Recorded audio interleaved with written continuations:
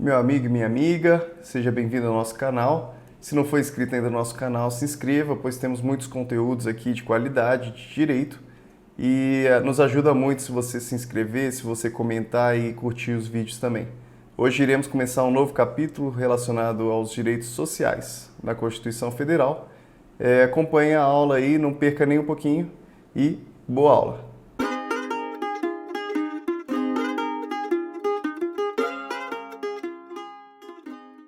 Hoje vamos tratar mais um assunto do tema Direitos e Garantias Fundamentais. Já tratamos lá dos direitos e garantias individuais, agora vamos tratar dos direitos sociais. Tá? Então vamos lá. A diferença com relação aos direitos individuais é que os direitos sociais eles têm uma natureza prestacional. Então, diferentemente do artigo 5º que nós estávamos vendo, o artigo 5º ele tem ali uma previsão de uma forma que o Estado precisa se abster, isso é, então, uma prestação negativa. Aqui, por outro lado, os direitos sociais, eles possuem uma noção positiva, isso é, o Estado precisa atuar. Isso daqui, então, é o sentido aqui do capítulo 2. O Estado precisa, então, estar atento para poder prever esse tipo de direito, que muitas vezes estão relacionados a questões trabalhistas e dentre outras matérias que veremos mais para frente, e que se o Estado não atuar, haverá uma grande injustiça dentro da sociedade. Então essa é a ideia aqui. Importante então percebermos que os direitos sociais estão aqui dentro dos direitos e garantias fundamentais também.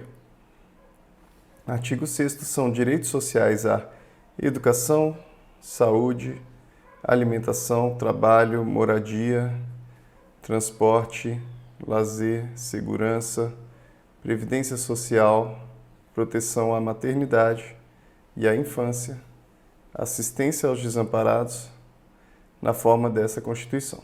Então, esses aqui são os direitos sociais, de uma forma geral. Aqui o artigo 7º ele começa a falar dos direitos sociais com relação ao trabalhador em específico.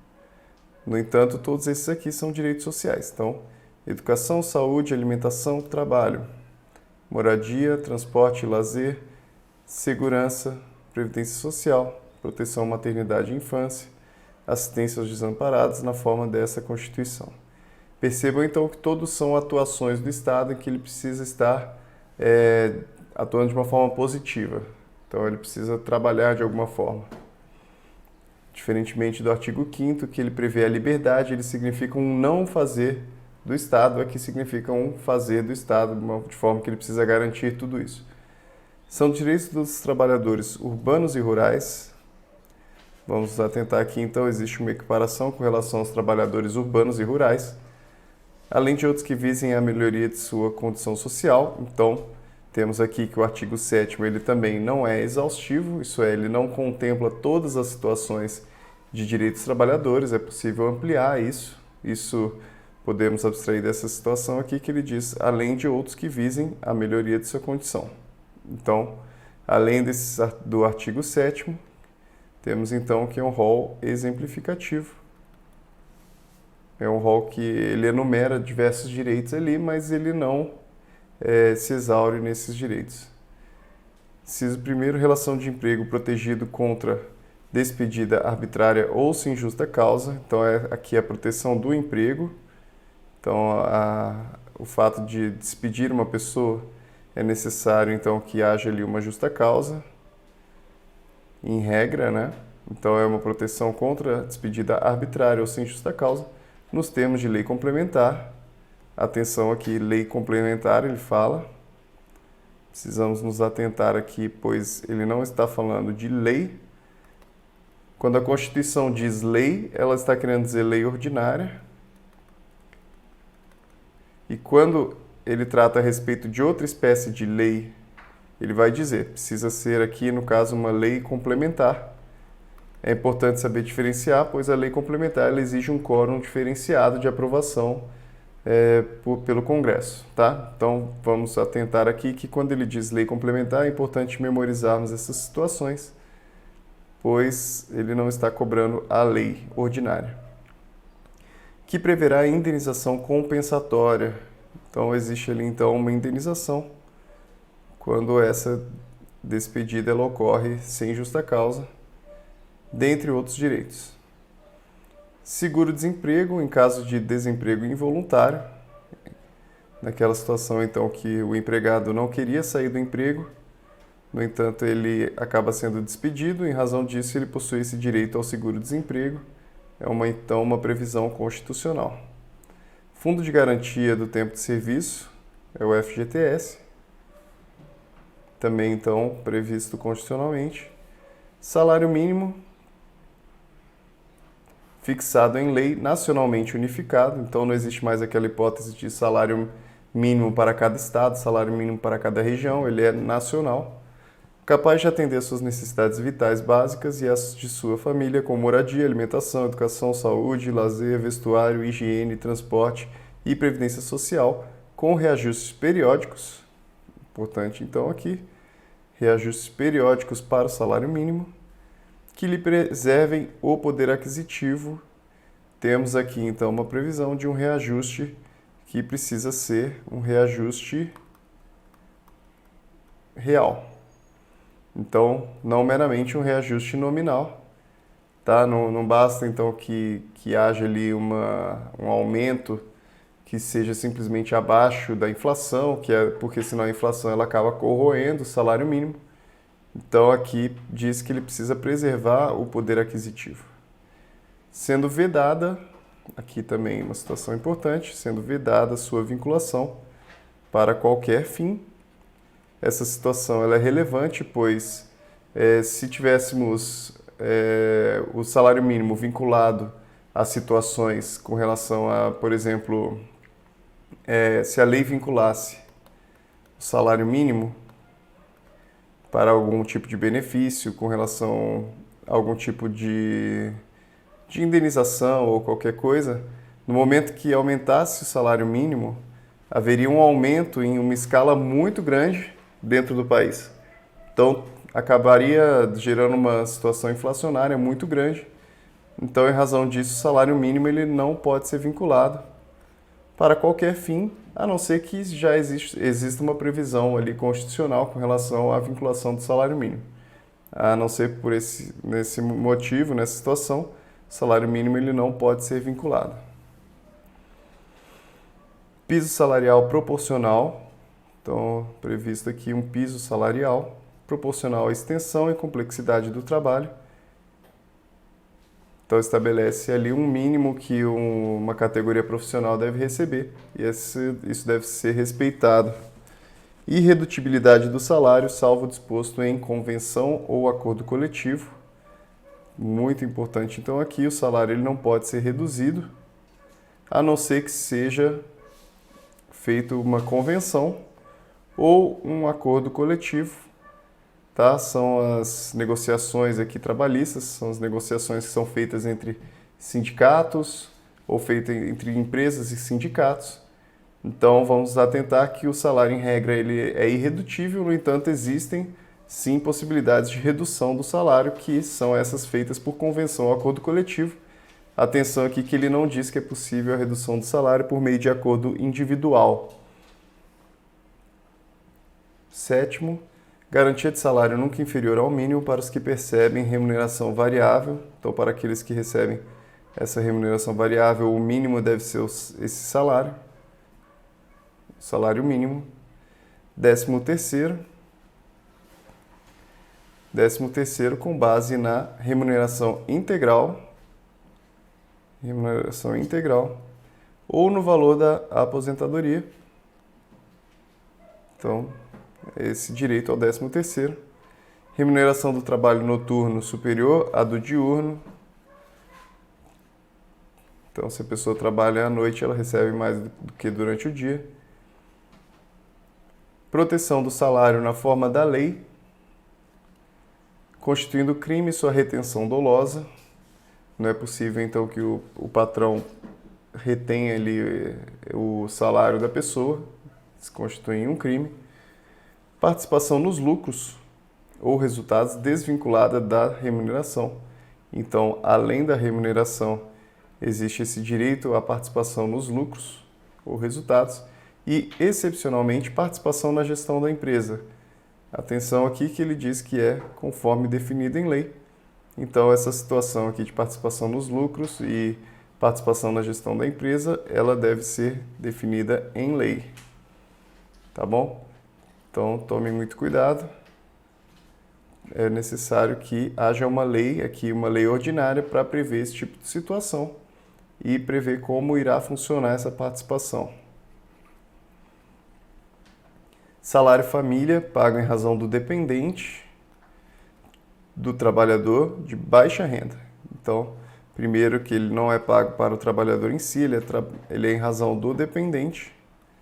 Ele é em razão do dependente e do trabalhador de baixa renda, nos termos da lei novamente. Duração do trabalho normal não superior a 8 horas diárias, 8 horas e 44 semanais. Então, se uma pessoa trabalhar durante 5 dias na semana, ela trabalha 8 horas cada dia e mais um sexto dia, previsto o trabalho de 4 horas. Então, aqui totaliza 40, aqui mais 4, daria 44 horas. Facultada a compensação de horários e a redução da jornada, que compensação de horários seria uma hipótese em que a pessoa não consegue trabalhar todas aquelas horas e ela compensa em algum outro horário diferente. E a redução da jornada mediante acordo ou convenção coletiva de trabalho. Então, novamente, temos aqui uma situação de acordo ou convenção que permite, então, a redução da jornada. 6 horas aqui, jornada de 6 horas, então, uma hipótese excepcional aqui, para o trabalho realizado em turnos ininterruptos de revezamento, salvo negociação coletiva. Então, mais uma hipótese em que a negociação coletiva ela pode limitar aí o direito do trabalhador com relação às 6 horas. Turno ininterrupto de revezamento é aquele em que a pessoa trabalha um dia de manhã, depois no outro dia trabalha à noite, depois no outro dia trabalha de manhã, de forma que ela tem turnos ininterruptos, né? Turnos que ela vai revezando. Então, em razão disso, né, como acaba sendo um pouco mais prejudicial, porque a pessoa acaba nunca adquirindo um tipo de rotina, existe então essa previsão de 6 horas, é reduzido a jornada para esse tipo de trabalho. Repouso semanal remunerado, preferencialmente aos domingos. Atenção, porque ele não diz que é obrigatoriamente aos domingos, ele diz só que é preferencialmente aos domingos. Então, a pessoa tem o direito ali, após uma semana de trabalho, ela tem direito a descansar um dia, pelo menos. Remuneração do serviço extraordinário superior, no mínimo em 50% a do normal. Então, se a pessoa fizer hora extra, a hora extra ela precisa ser paga em, no mínimo, 50%. No mínimo 50% ao valor normal. Atenção, porque pode ser maior do que 50% também. Aqui diz no mínimo 50%, tá? Pode ser estabelecido ali 60%, 100% e por aí vai. Gozo de férias anuais remuneradas. Então, o trabalhador tem direito a férias anuais remuneradas com pelo menos 1/3 a mais do que o salário normal. Então, no momento que o trabalhador ele vai sair de férias, ele vai receber essa remuneração de 1/3 para o gozo de férias anuais. Então, depois de 12 meses trabalhados, a pessoa tem direito, então, às férias, período ali de 30 dias, mais 1/3 do valor da remuneração normal dela. Licença à gestante, sem prejuízo do emprego e do salário, com a duração de 120 dias. A pessoa que for gestante, a mulher, ela vai ter direito, então, a essa estabilidade de 120 dias no emprego. ela não pode ser demitida durante esse período, ela vai continuar com o salário dela e ela vai ter então essa licença. Vai ter essa licença, vai poder ficar em casa cuidando do seu filho. Licença paternidade nos termos fixados em lei. Então é a lei que vai determinar ali quantos dias, né? Então a diferença aqui do licença gestante aqui já diz que são 120 dias. Com relação à licença paternidade, ela é fixada na lei. Ela é fixada na lei. Proteção do mercado de trabalho da mulher, mediante incentivos específicos nos termos da lei. Temos aqui uma hipótese, então, de igualdade material. Então, o Constituinte percebeu que a mulher estava muito menos inserida no mercado de trabalho do que o homem. Lembrando que nossa Constituição é de 1988. Como a mulher estava muito menos inserida no mercado de trabalho do que o homem, foi necessário, então, estabelecer que a lei irá determinar situações de possibilidade de incentivo ao trabalho da mulher. Então, a lei vai determinar situações de proteção desse mercado de trabalho. Aviso prévio proporcional ao tempo de serviço, sendo no mínimo de 30 dias. Mínimo de 30 dias. Então, o aviso prévio, que é aquele aviso que é feito antes de uma demissão, o aviso prévio, ele é no mínimo de 30 dias. À medida que a pessoa trabalha mais tempo no local, esse aviso prévio ele vai aumentando também, ele pode ser indenizado. Então, cabe aí uma negociação entre o trabalhador e a empresa. Redução dos riscos inerentes ao trabalho por meio de normas de saúde, higiene e segurança. Então, isso daqui trata de questão de segurança do trabalho. Segurança do trabalho. É necessário aqui que os riscos sejam reduzidos. Até por isso existem previsões de equipamentos de proteção e tudo mais. Adicional de remuneração para as atividades penosas, insalubres ou perigosas, na forma da lei. Existe então uma remuneração um pouquinho maior para quem está trabalhando nessas situações de atividade penoso, insalubre ou perigosa. Aposentadoria, então, direito aqui, trabalhador é aposentadoria. Assistência gratuita aos filhos e dependentes, desde o nascimento até 5 anos de idade em creches e pré-escolas. Então, creches e pré-escolas até os 5 anos. Atenção, porque já vi cobrar aqui, ele coloca 6 anos, coloca alguma outra idade e ele acaba te confundindo, porque é até os 5 anos de idade essa assistência gratuita aos filhos e dependentes. Reconhecimento das convenções e acordos coletivos de trabalho.